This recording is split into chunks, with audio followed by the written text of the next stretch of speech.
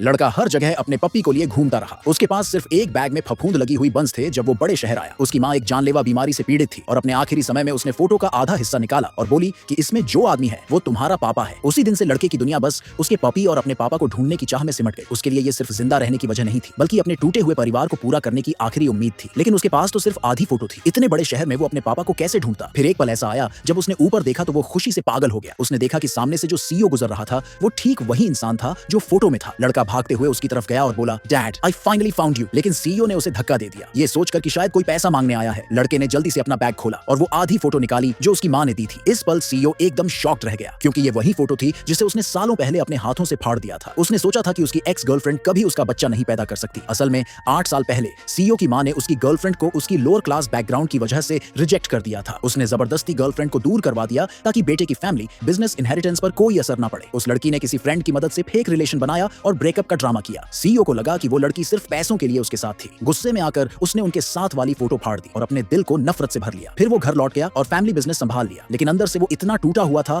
कि किसी भी अमीर घर की लड़की को अपनाने का मन नहीं बना सका। ये देखकर उसकी मां परेशान हो गई। उसके पापा ने मरते वक्त वसीयत में लिखा कि उसकी सारी प्रॉपर्टी उसके आने वाले पोते को दी जाएगी। और जैसे ही सीईओ हॉस्पिटल से बाहर निकला, एक छोटा बच्चा उसके पैरों से लिपट गया और बोला, डैड। बच्चे ने अपना दावा साबित करने के लिए वही आधी फोटो दिखाई जो उसकी मां ने दी थी, लेकिन सीईओ ने फिर भी उसे अपना बेटा मानने से मना कर दिया। उसे लगा कि ये बच्चा उस औरत ने किसी और मर्द से पैदा किया है और अब उसे धोखा देने भेजा है ताकि उसकी प्रॉपर्टी हथिया सके। सीईओ को पूरा यकीन था कि उसकी एक्स गर्लफ्रेंड एक बुरी औरत थी और वो उसका बच्चा नहीं हो सकता, लेकिन अपनी जिम्मेदारी समझते हुए उसने बच्चे को कहीं और भेजने की तैयारी की और पूछा कि वो आया कहां से है। जब लड़के ने बताया कि वो यूनहाई गांव से आया है तो असिस्टेंट चौंक गया, क्योंकि वो गांव सैकड़ों मील दूर था। उन्होंने बच्चे से पूछा कि उसने इतना लंबा सफर कैसे तय किया। जब उन्होंने उसके हाथ में सड़े हुए बंस देखे तो सब कुछ समझ में आ गया कि उसने कितनी मुश्किलों से ये सफर किया है। सीईओ को अपनी एक्स से आज भी नफरत थी, लेकिन जब उसने बच्चे की हालत देखी तो उसका दिल थोड़ा नरम पड़ गया। उसने असिस्टेंट से कहा कि बच्चे को साफ सुथरा कराओ और फिर वापस भेज दो। असिस्टेंट बच्चे को कंपनी ले गया और उसे कुछ अच्छे स्नैक्स दिए। शुरू में बच्चा थोड़ा डरा हुआ था, लेकिन जब उसने असिस्टेंट की सच्ची आंखें देखी तो आखिरकार एक बाइट ले ही लिया। पर उसे क्या पता था कि असिस्टेंट उसी आधे खाए स्नैक से डीएनए टेस्ट कराने वाला है। अचानक पपी बाहर भाग गया। बच्चा उसे पकड़ने दौड़ा और जब उठाया तो खुद को ऑफिस के अंदर पाया। बच्चे की हालत देखकर वहां के लोग उसे बाहर निकालने लगे, पर उन्हें ये नहीं पता था कि वो सब बहुत बड़ी गलती कर रहे हैं। उधर असिस्टेंट को लैब से रिपोर्ट मिल गई जिसमें साफ साफ लिखा था कि लड़का सच में लू फैमिली का ब्लड है। वो सीधा हॉस्पिटल भागा और सीईओ को खुशखबरी दी कि बच्चा उसका ही बेटा है। ये सुनकर सीईओ की मां बहुत खुश हो गई। उसने तुरंत कोमा में पड़े अपने पति से ये बात शेयर की कि उनका पोता मिल गया है। और जैसे ही उसने ये कहा, चेयरमैन की धड़कनें लौट आईं। डॉक्टर्स ने चेक किया तो बोले कि ये तो किसी मिरेकल से कम नहीं है। सच में वो लड़का लू फैमिली का लकी स्टार निकला। सीईओ की मां ने तुरंत कहा कि बच्चे को घर लाओ, लेकिन जब वो लोग वापस कंपनी पहुंचे तो देखा